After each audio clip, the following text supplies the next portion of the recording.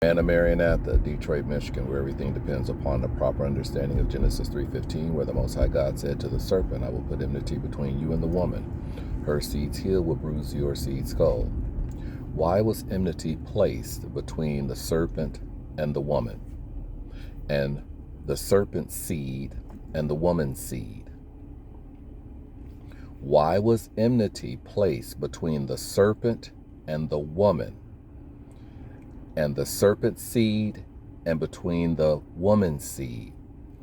Many people have just read the text without really analyzing the text. And as in the end, as it is in the beginning, when we look in the book of Revelation, John says, if any man adds to or takes away the words of this prophecy in this book, the plagues that are mentioned in this book will also be added unto that individual. Now, people, listen, consider. The text says, I will put enmity between you and the woman. Her seed's heel will bruise your seed's skull. If anybody is saying that it is the serpent's skull, how can you trust them? Have they not added unto the text? It does not say the serpent's skull. It does not, and it does not say the devil's skull. If you add and say that the serpent is the devil, are you in error? Yes, John says that old dragon, that serpent of old.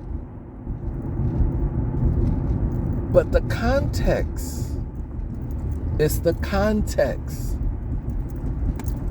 John and all of the disciples and all of the Israelites understood this text. Now, there's an individual who has asked me to look at their video.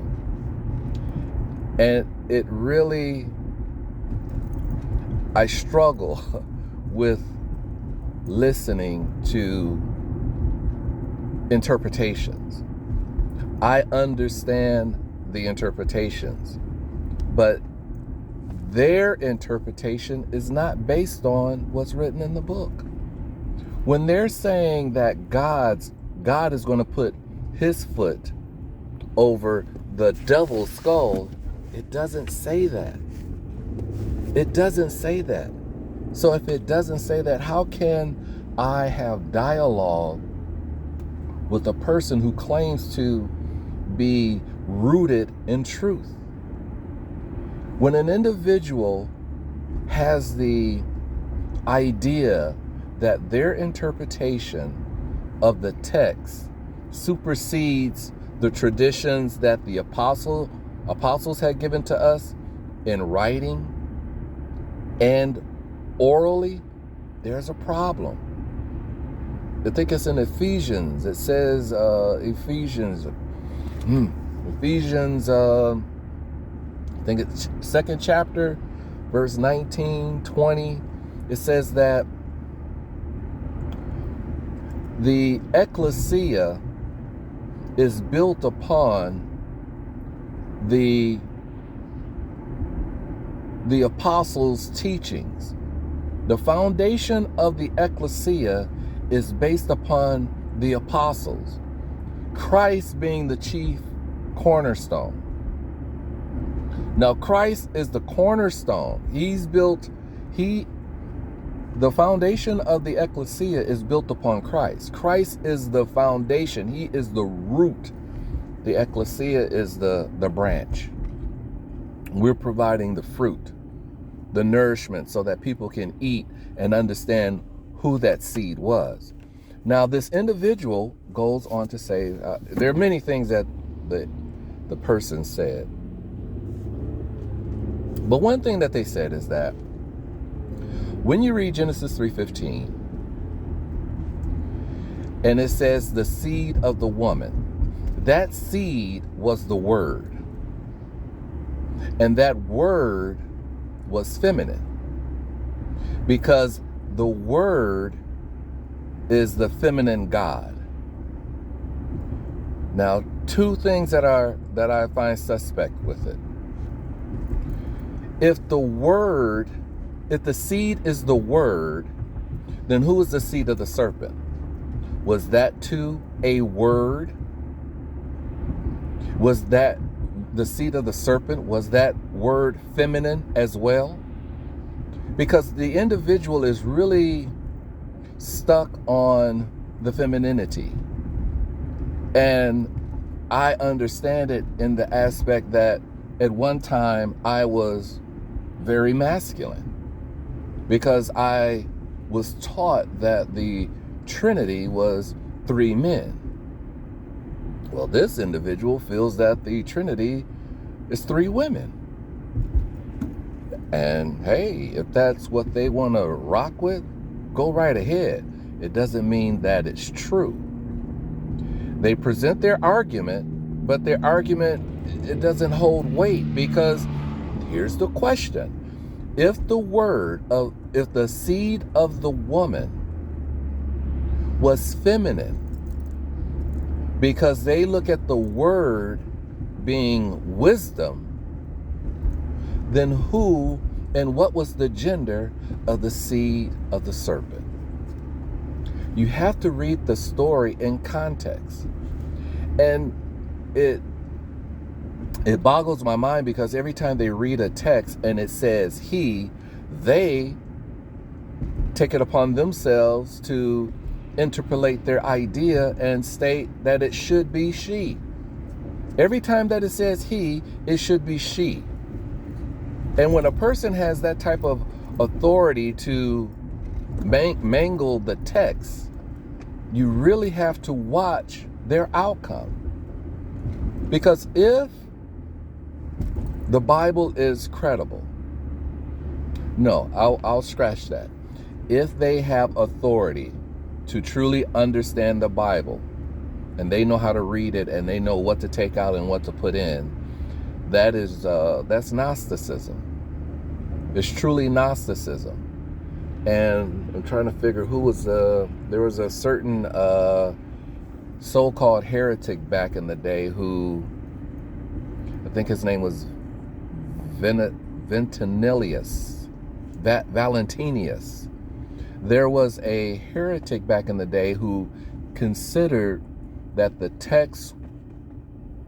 Bible was, you could read it, but you had to have certain wisdom to really know how to decipher it, because the people who wrote it, they wrote it in such a way that if the oppressors would have gotten a hold of the book and seen what was written, then that person who was carrying the book, that person could be held liable and be subject to punishment, because the book contained messages that was opposition to the king or the hierarchy of that land. So if I'm carrying a book around and I'm saying that Jesus is the new king, and Biden doesn't like that, and Biden has it in his mind that he wants to eradicate anybody who's talking about Jesus, then I will be subject and I will be jailed. So therefore I write in a very clandestine, pedantic fashion so that the common reader won't be able to understand what has been written. Now, true, even Christ himself said that I talk in parables so that the uninitiated can't see it, can't read it, can't understand it. Okay, so who now has the authority to really look at this text and say, this is legit, or this is what it means, not that? Yes, there are a lot of parables and metaphors that are in the book, but when we just get to this masculine, feminine, some people are so masculine that they get it wrong. And I would have to say there are some people who are so feminine that they get it wrong. How can a woman be a woman without understanding what a man is? How can a man understand what it means to be a father if he doesn't have a wife or a partner. The idea that the text was written, the Holy Bible was written, is a covenant of marriage. And it is a marriage between God and his creation, mankind. Mankind is to be looked upon as feminine. Mankind, that's both man and women. And men and women, humanity, they receive. God gives. God giving takes on the responsibility and the role of being masculine because he is the protector. If a woman is so full of wisdom and full of herself that she understands that she is to rule everything, then what does she need a man for? If a woman really understands within her mind that this Bible is talking all about the wisdom and the prominence of femininity, why does she need a husband to get a seed? A seed is an offspring. A seed is a child. And the only way that a seed can be planted is from a man. Wisdom, the book of Wisdom by Solomon, chapter 7. Every king, not queen, every king comes into this world on this wise. It is through a man and a woman having sex. As on earth, as in heaven. Well, if we're having sex on earth, producing children, who's in heaven producing one begotten child? It's the father and the mother. The question of the femininity of God isn't the question. That's not the issue. It's now that some people are so feminine minded that they want to reject the masculine as far as the heavenly masculine. Now, regarding the traditions of men, yes, they have been manipulated to be more masculine, to have papal authority and things of that nature.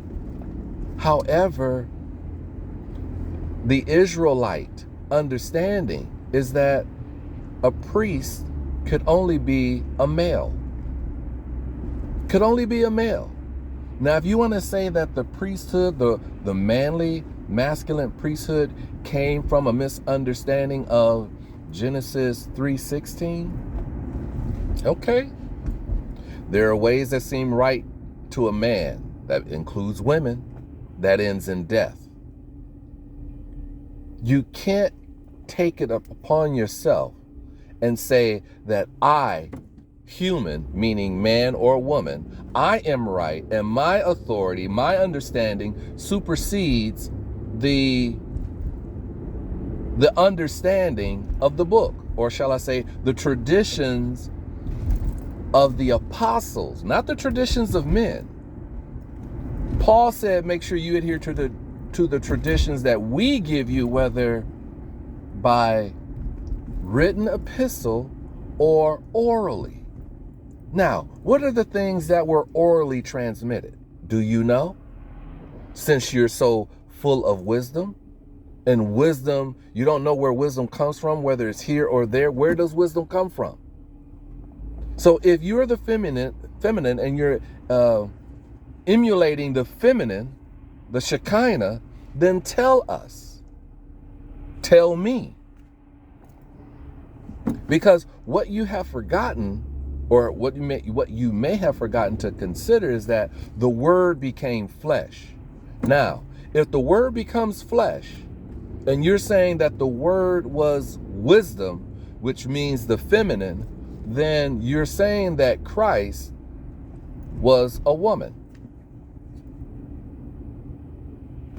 And if that's the only way that I can rationalize what you're saying in this trifold of femininity, and that the scriptures have been aired on so many levels that every time it says he, it really means she, and that what was really sacrificed was a woman.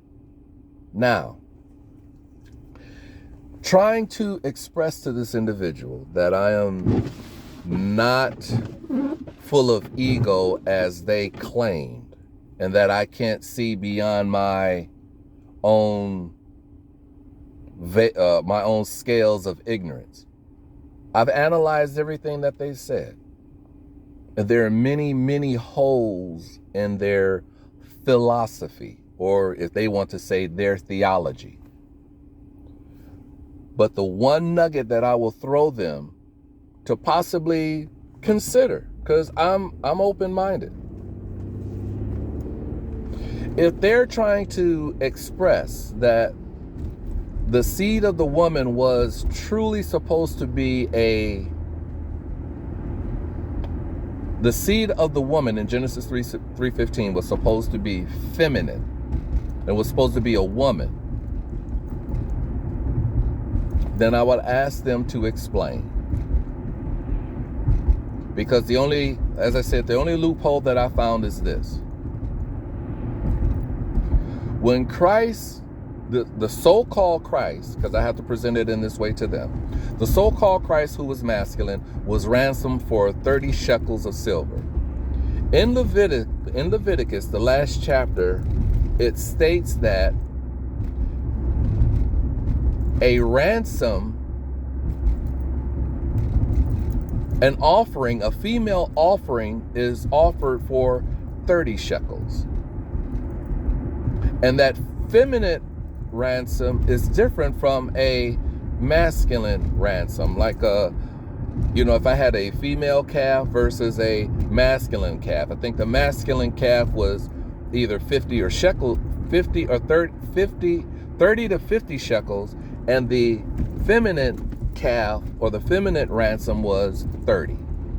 So if Christ did not violate the law, the only question that I would have would be, why is Judas offering him for 30 shekels? That is the only feminine connection that I see that connects with the masculine. Historical, the person, the body, that's the only connection that I can see with wisdom that would perpetuate their theology. Again, the person is saying that everything that is said masculine in the scripture should be feminine. Everything seems to be, in my mind, leading up to Christ, who's masculine. However, if there's any legitimacy to this person's claim, then why is the 30 shekels of silver, how do they explain the 30 shekels of silver being connected to Christ if Christ didn't violate the law? Because if he was a perfect masculine ransom, then he should have been offered for, I think, 50 to 60 shekels instead of the 30, which is for femininity. I'm pretty sure she will have a response, and we'll go from there.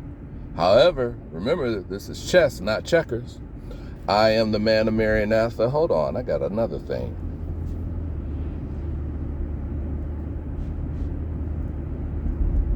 And yeah, so here's a problem. If she feels that everything is feminine and the problem is masculine, what the scriptures are showing,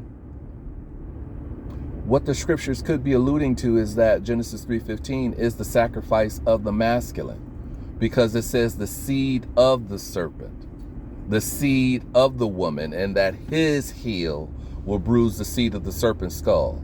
I can't really fully embrace that idea that everything is feminine when the scripture says his. Now, if you want to say that the scripture ought to say that it was a woman who was sacrificed, prove it. Prove it by the scriptures. I am the man of Maranatha, Detroit, Michigan.